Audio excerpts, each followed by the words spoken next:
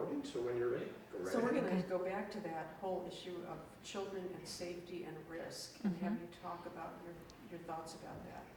Well, I think when it comes to safety that we underestimate our children.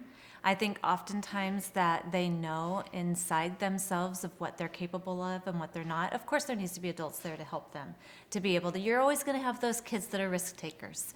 They generally are risk takers as adults also.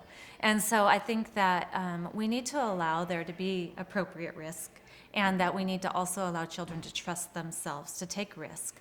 And one of the beautiful things is that you might even see in some of the photos that you see displayed around our center is that we have a dry creek that's running through past our playground out in the open with no fence around it. And it has this beautiful branch or log, that's going through. The kids, that's one of their favorite places to go. And, it's an educational process for families and parents to know that we're there, we're watching, we're monitoring, but they decide if they're ready to climb up on top of those big branches. And some will stay low and some will go high. And I remember one of the teachers shared this story with me because they went out and they go out to the dry creek and they let the kids climb and they let the kids explore. And, there's this beautiful picture of this little girl that's sitting at the bottom and she's watching, and she's not at the top and she's not climbing, but she's watching. And she wasn't ready yet. That wasn't the right risk for her. She wanted to take it all in, and maybe she didn't feel safe. But then you see kids up top, and they're the ones that was appropriate for them. They were able. Their coordination was at the place where they could climb to the top. There was a teacher there to kind of help say, hey, that's high enough.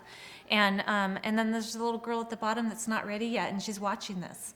Well, the next time they went out there, one of the teachers said to her, do you want me to hold your hand? And she said, no, I can do this myself. And so in good time, right? I mean, it's like when kids are ready to do something, they'll let you know. If we say, no, you're not ready to do this, then we're not allowing them to take risks that make sense for them. And we're not allowing them to gain that self-confidence and to feel, that they have some independence, all the things that we want them to be when they're adults and to have when they're adults. If we take that away from them, then we're taking away the opportunity for them to develop. They need practice. That's right. They do need practice. And practice helps them to feel like they can do it. And what better way to teach them confidence in themselves than for them to try something and say, wow, I did this. And that's something that we get a lot in the outdoors. And when we allow them to take appropriate risk. You mentioned the garden a number of times. What kinds of tools are the children allowed to use? Well, we let them use any tools that we have for the garden. I mean, obviously, we don't put them on a tractor or, let them use a rototiller. But they have hoes and they have rakes and they have trowels. And some of the kids, want to have the ones that are long-handled and they want to try to manipulate it. And if we're right there and they're handling it safely, of course, there's rules. I mean, so those rules are taught to them and often reinforced and repeated. And that's what you do with kids, is that you help them to realize what's safe and what's not safe. And you teach them and you model.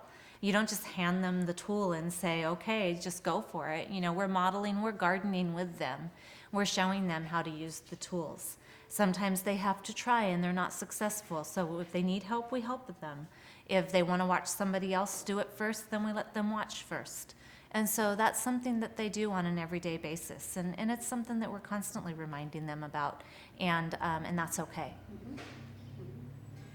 I want to get back to this, the community involvement. And you're a center that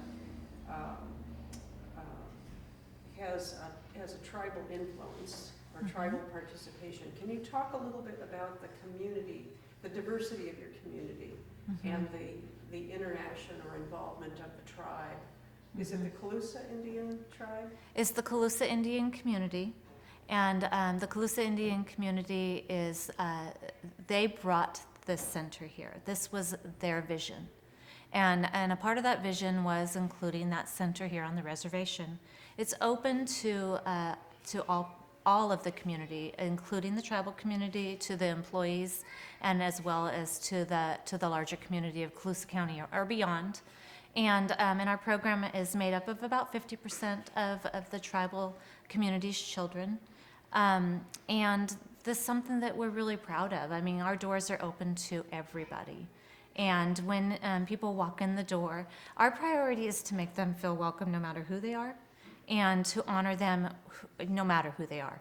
And so if they are a tribal family, then we treat them like any other family. I mean, it really, again, it goes back to, again, the relationship and getting to know the families and what's important to them. And that goes to all cultures. And, you know, if we have a family that has a language that they're speaking at home and we can somehow implement their home language here, we do. And we find a way to do that. One time we had a family that came in and the mom expressed that their home language was Spanish. And so at that particular time, we did not have a toddler, a teacher in the program that was bilingual. And so we made a switch in our center staff, and we were able to accommodate the family and make the family feel comfortable, because that was really important to do. And it was comforting to the child. And so, you know, we do what we can do to be able to meet the needs of the families, no matter who they are. If they have something that they want to share with us about their culture that's important to them, and they would like to see that incorporated into our program, then we find a way to do it respectfully.